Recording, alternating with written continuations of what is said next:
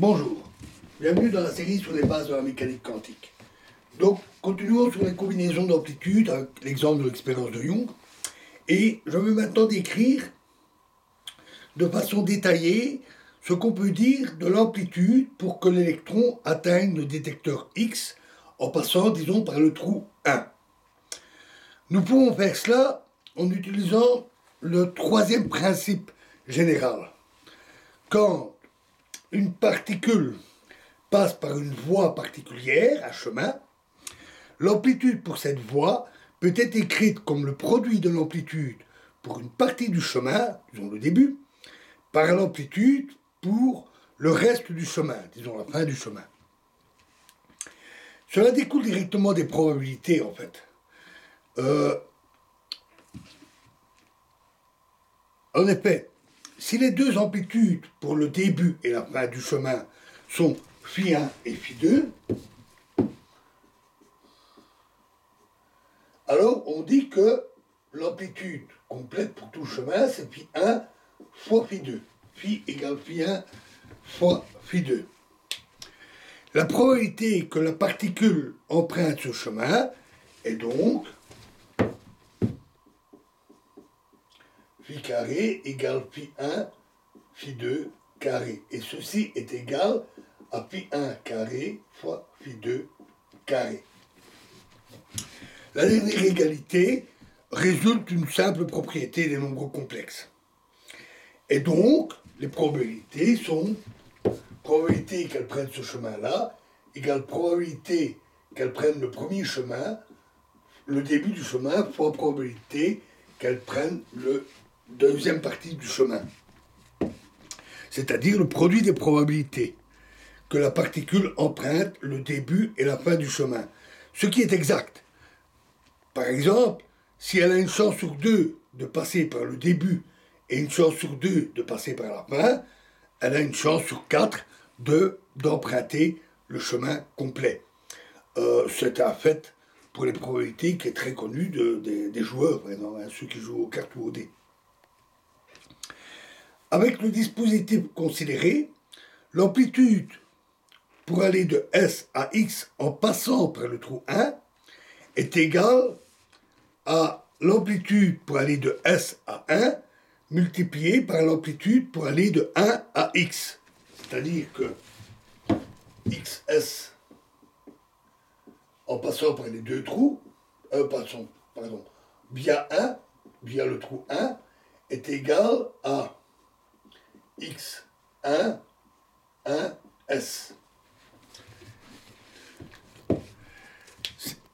Alors, encore une fois, ce résultat n'est pas tout à fait précis.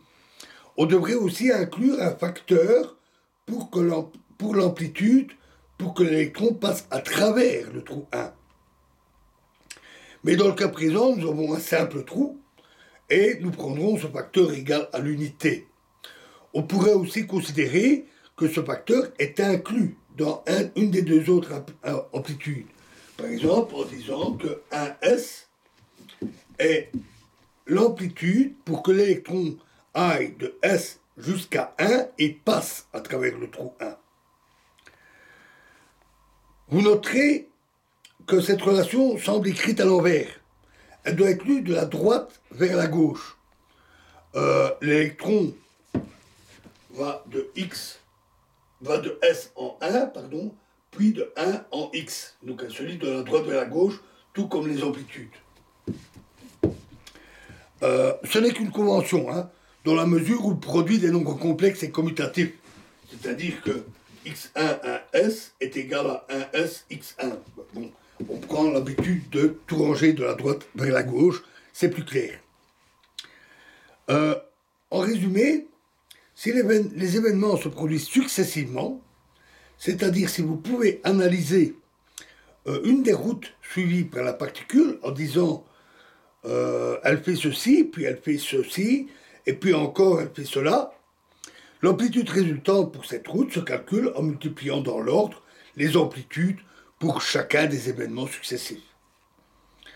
En utilisant cette loi, on peut alors réécrire la relation complète comme XS